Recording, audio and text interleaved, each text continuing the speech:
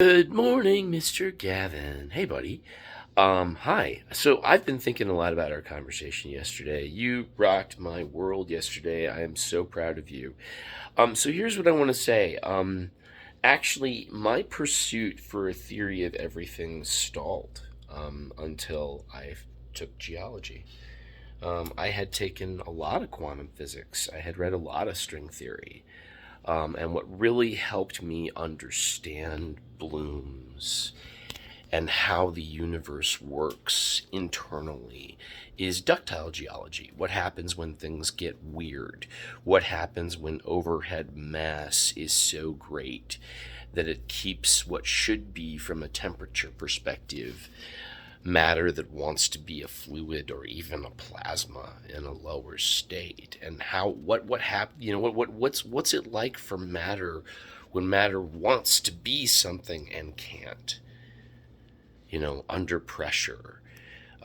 What is that like? And that tells us a lot about what happens inside of, like, that and what happens when gravity becomes, when mass becomes so great. So in stars, right, in successively forming stars, you have basically, in early stars they're fusing hydrogen and helium, and then in next stage stars in solar systems, then you'll start to get smaller, lighter elements, like the first eight, usually in the first two stars, we suppose. And then it's in the fourth star, the third or the fourth star. So we think that our sun is a third or fourth star. That's where you get the next eight big elements and a whole lot of scatter of little elements. And that's how we get our solar system, supposedly. Right? So at some point, you're going to get the situation where you're going to get some nice, juicy, a whole lot of really heavy duty elements, right? And they're going to start to do something amazing, because they're going to start to drive the stellar gravity in the interior to the point that it approaches infinity. And what happens to the spatial fabric at that point? Well, I suppose that it has to turn itself inside out, because it all has to go somewhere, because that infinite gravity is bunching all of that spatial fabric up. And even though it doesn't seem like something, it's going to become something, and there's already a lot of matter that's trying to go into that infinitesimal point anyway. So I think that's how, basically, it's likely. I know that there are competing models for how black holes are supposed to happen, but that's how I intuit that a black hole would kind of get started. That's what Relativity 4 is all about, is how the spatial fabric behaves as gravity approaches infinity. So I don't want to pollute you with my ideas at this point. One of the really important things that I learned when I got started on this journey, and I'm really glad I took it. I thought it's so. You should understand that in embracing this journey and feeling committed to doing this journey and doing this work, there are a couple of things that are absolutely true. First of all, the pursuit of the theory of everything is not science; it's alchemy. This is what the alchemists have always been trying to do with their philosopher's stones pursuits. When you successfully engage in this work and follow in this path, it will purify you as a human being. It will evolve you. It will wisen you. It will make you deeper. This is a good path for you. This is a good path for you. This will only build your spirit, Gavin. Really and truly. Next up, when you complete yours, and you have every likelihood of, given everything you told me yesterday, I mean, you're basically, it's astonishing. Like, one of the reasons you really are a brother. It's really like Gavin Brandon. Huh. You really are a brother. You really are a younger brother, and your early insights into this. I mean, I think, like start watching Michio Kaku videos on YouTube. I would read string theory. I would read Ernest Laszlo, but actually, what I'm going to do for you first is So, in my consciousness work, I came back to an author that I was really, really into when I was in high school. And he's a great American author. You should, I mean, I don't know,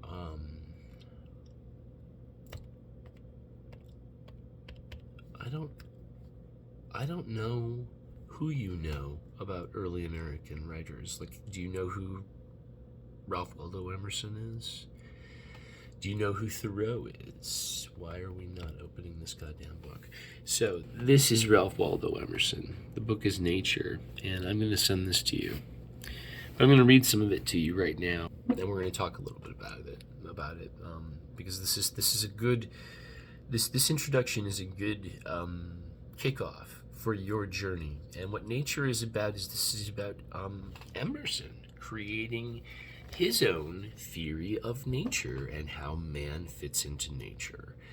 And Emerson was an American enlightened person in the early period of our culture, before we mowed down all the great forests.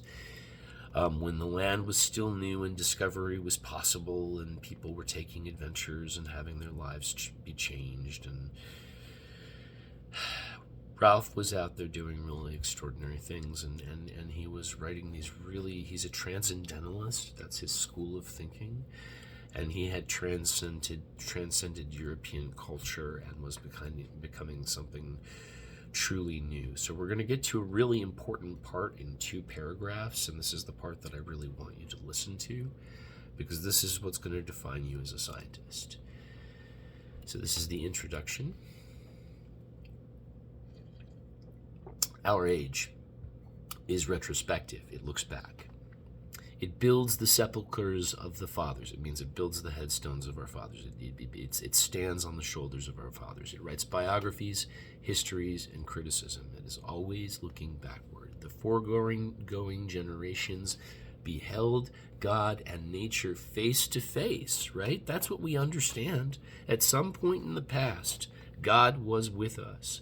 We, through their eyes, and I would argue today, most of us through these devices, not at all. Why should not we also enjoy an original relation to the universe, right? Why should not we have a poetry and philosophy of insight, and not of tradition, and a religion by revelation to us, and not the history of theirs, right? We want something authentically and truly ours. That's what I've done. And that's why I've always wanted to be your friend, because I've known that you're going to do something like this too. Embosomed, right? Embosomed for a season in nature whose floods of life stream around and through us always, right? What I call the mineral tissue system. And invite us by the powers they supply to action proportioned to nature. Why should we grope among the dry bones of the past, or put the living generation into masquerade out of its faded wardrobe? The sun shines today also. There is more wool and flax in the fields. There are new lands, new men, new thoughts. Let us demand our own works and laws and worship. Undoubtedly, we have no questions to ask which are unanswerable. I'm going to say that again, Gavin. Undoubtedly, we have no questions to ask which are unanswerable.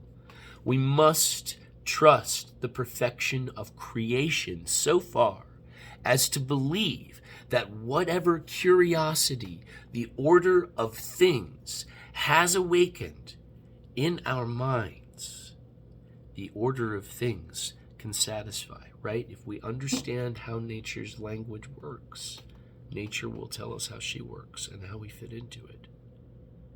Every man's condition is a solution in hieroglyphic to those inquiries he would put. If you understood how I see every single person's lifetime as a tree branching through time, and their difficulty is that they're always moving such that they never fit into the flow of life's lock. So they're always getting beaten up by life, and they're never in the grooves, right? We're always talking about this stuff, right? He acts in his life before he apprehends it as truth, and that's the next thing, right? Just we're kind of cursed. We have to fumble our way through life in action before the world can apprehend us. He apprehends it. This is a very important word, and most people don't understand what it means. It means to be grasped by, not sexually. You just can't see my other hand, my nose. It means to be grasped by, right? And it usually means that something larger is grasping us. He acts it as life. Every man's condition is a solution in hieroglyphic to those inquiries he would put. He acts it in life before he apprehends it as truth. What Emerson is saying right here, we got to read the whole paragraph again. Undoubtedly, we have no questions to ask which are unanswerable. We must trust the perfection of creation so far as to believe that whatever curiosity the order of things has awakened in our minds, the order of things can satisfy. Every man's condition is a solution in hieroglyphic to those inquiries he would put. He acts it as life before he apprehends it in truth. In like manner, nature is already in its forms and tendencies describing its own design. Let us interrogate the great apparition that shines so peacefully around us. Let us inquire, to what end is nature? So my all-time favorite mental institution stay was my first Generous stay. I was there for 40 days, and I was there with a kid who was literally like Robert Downey Jr. in the 80s. Like straight up, just exactly the right height, exactly the right cocaine problem, exactly the right mommy and daddy who weren't talking. And I totally have forgotten this kid's name now. He was exactly the same problem with pussy. Like there just wasn't enough of it on the unit, and when there was, he couldn't be bothered. But I love the way the most profound insights come out of the strangest people. So after that whole paragraph, right? What's Emerson telling us? That the shape of our entire lifetime is an attempt to figure out the mystery of nature, whether we realize it or not. And it really is kind of the shape. It's a hieroglyph. It's a letter, right? So the reason why I bring Rodney was his name. No, Wiley. Wiley was his name. The reason why I bring Wiley up is because Wiley had a really great insight into the word God. Good, orderly design. So as I finish that paragraph, I think of Wiley's concept of God and nature. Let us inquire, to what end is nature? Right after he said, in like manner, nature is already in its forms and tendencies describing its own design. Good, orderly design.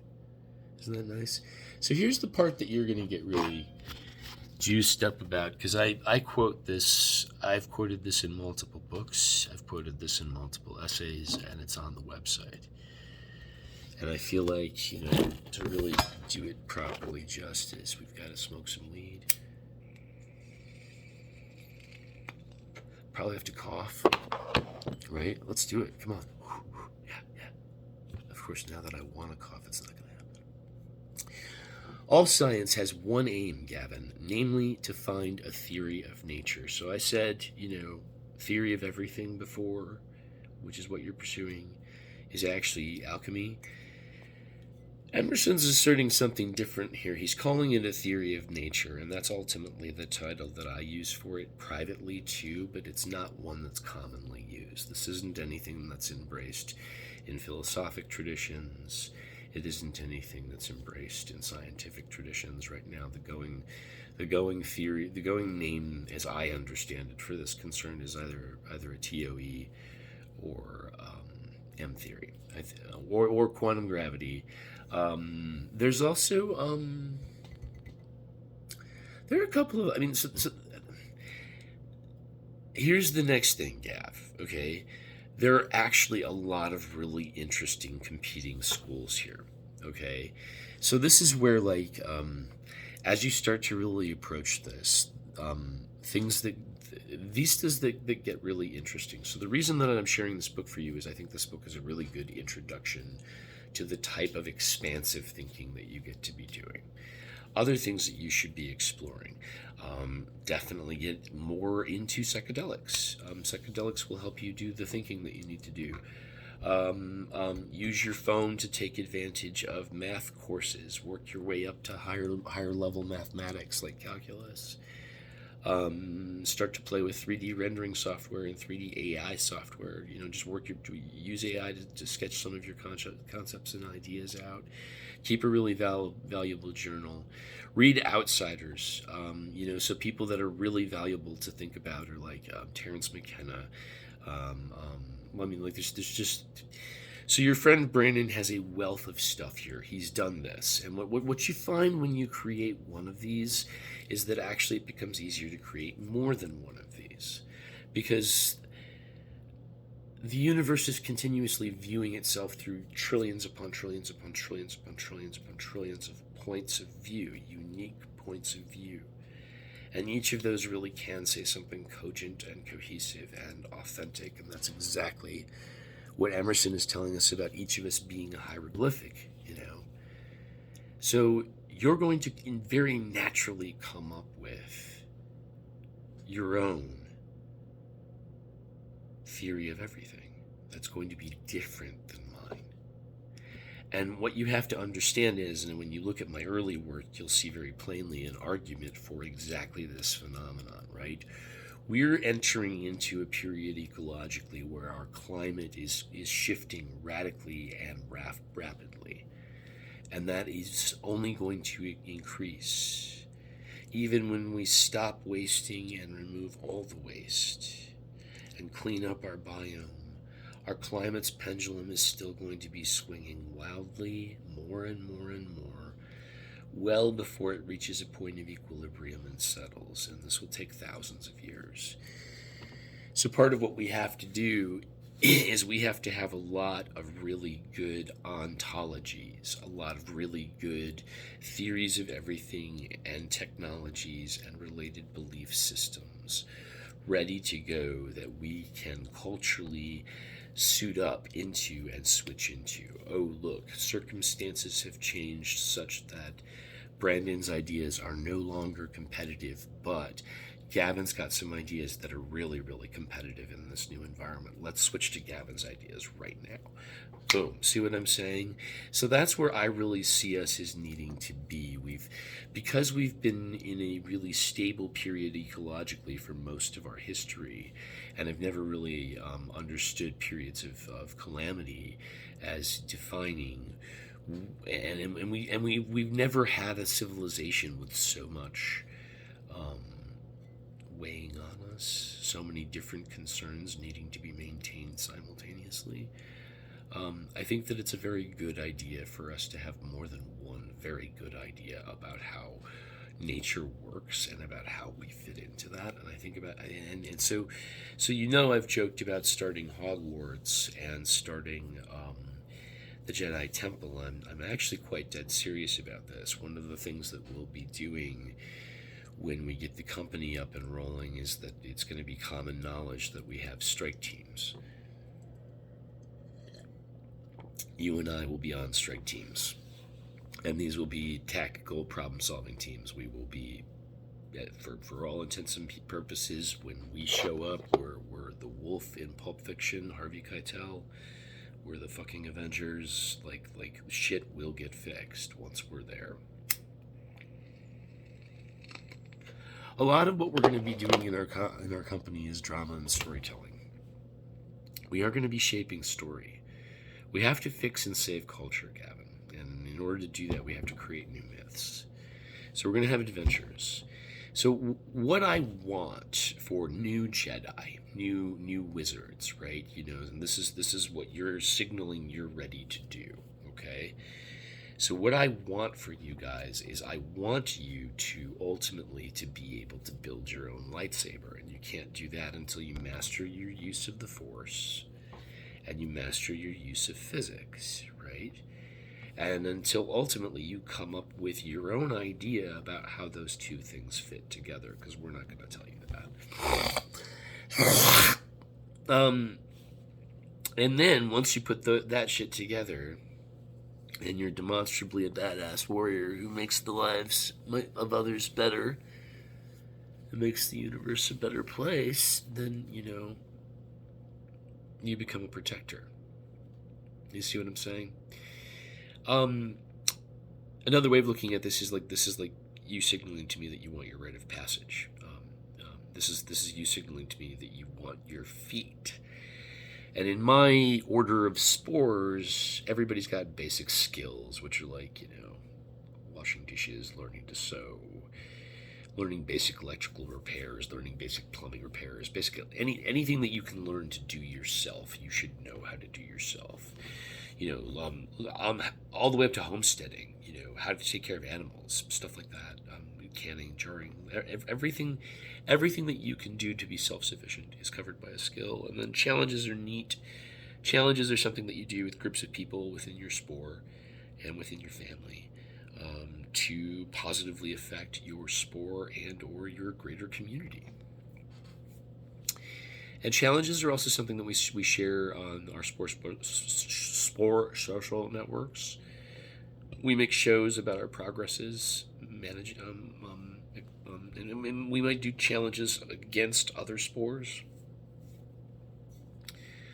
So we might agree to do the same thing in the spore and see if we can do ours better and make a better impact and a bigger splash.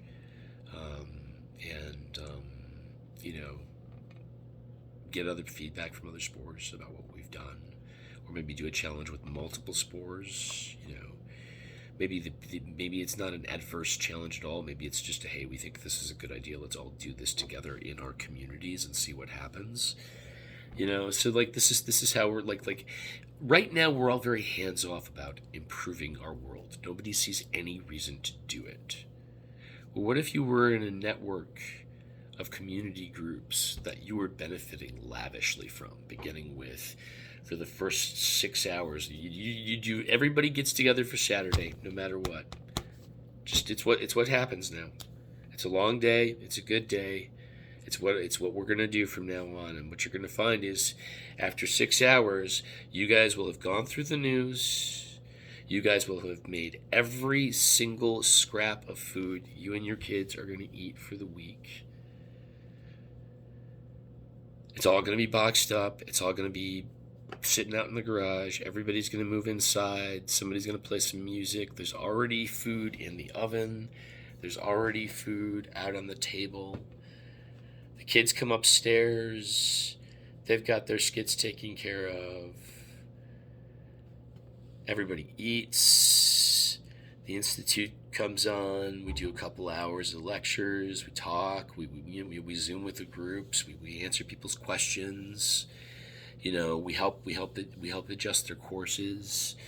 We get caught up on how people's progress is in their individual developments with their skills and challenges. And then, hey, how are we coming with our feats? How's Gavin coming with his feet? Right. So that's the next question. Is okay, so you want to build the theory of everything. Cool. Your friend Brandon has done that a couple of times, actually. That's what you find. When you read This Relational Universe, Relativity 1 is a theory of everything. Relativity 3 is a theory of everything. Relativity 4 is a theory of everything. And Relativity 6 is also a theory of everything. Once I figured out Bloom theory, it was easy to see how there are other theories of everything. There are lots of different ways to comprehensive. The universe can be viewed successfully from multiple levels and multiple points of view. And in that, and from multiple perceptors too, in multiple vantages of time, from multiple blends and blurs of different states of matter and different expressions of temporal being. And from all of those vantages, you get to be able to say these things that are absolutely universally true about how the universe exists. There isn't one thing that's absolutely true, but to get it right, they all fit together.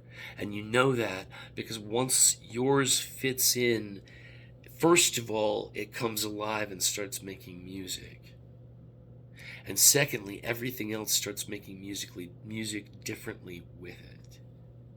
That's how I know that string theory is a dead horse. They should have gotten it by now. You know, Einstein came up with relativity. Like he had the gist of relativity before he was your age. He was like 19. By the time he was your age, he had written special relativity. He wasn't in school yet. He was a patent clerk. He was a clerk when he wrote those 2 books. Then he went to school. Right? Now here's the next thing. When you take this path solo, you're better off going with the psychedelic people than you are going with the scientific people, unless you want to go to school for this, in which case be very, very, very selective. Research your school. See, like I would figure out what you think about this first, and then figure out if there's a school that's going to house you. Probably MIT or Caltech. Honestly, those are probably going to be the friendliest schools to an outsider trying to come up with something on his own. Yeah. So there are lots of competing theories. There's tons of great authors. The psychedelic community is great for fostering all kinds of insight into anything that you need to kind of expand this stuff. But let's go ahead and finish that last paragraph. Face is too far away. No, go back. All science has one aim, namely to find a theory of nature. We have theories of races and of functions. What he means is we have parts of the whole, but scarcely yet a remote approach to an idea of creation, and that remains true to this day. And what's interesting is when we look for a great solution to modern physics, we're looking for something super tiny and super foundational. And really, it seems to me like the answer really needs to be like, isn't it both? Aren't we looking for like what contains and constrains us, and what governs the foundations? Shouldn't the answer be like a little mushroom? We are now so far from the road to truth that religious teachers dispute and hate each other, and speculative men are esteemed unsound and frivolous. Which is true. Like, just having an opinion is controversial. And having the wrong opinion can completely dehumanize you. But to a sound judgment, the most abstract truth is the most practical. Whenever a true theory appears, Gavin, it will be its own evidence. Its test is that it will explain all phenomena. Now, many are thought... Oh, actually, we can leave that out. Yeah. Right? Its test is that it will explain all phenomena. Okay? That's what the quantum gravity and the M theory people have lost sight of. Okay? They want something that explains the 4 basic forces, which I get, right? But really what you have to be able to do to sell this to people is a big deal, right? What does E equal M square? E equals MC square. Well, at least it's memorable, right? It's musical. We can remember that. It's kind of like a little 3-letter alphabet. E equals MC squared.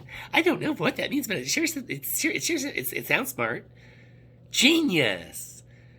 Okay, well, right. This is where I like Bloom theory, because Bloom theory does explain the behavior of all things really beautifully.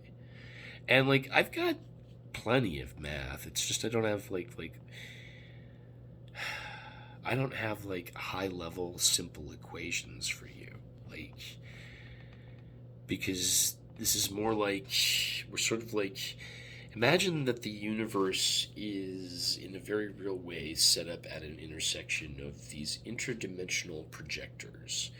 And these projectors can't see each other. And they're out of phase with each other. But the streams of particles and spatial fabrics that they spew very much materially intersect each other holographically at the exact same point. Right? Anyway. So, this is a very long video. Shit.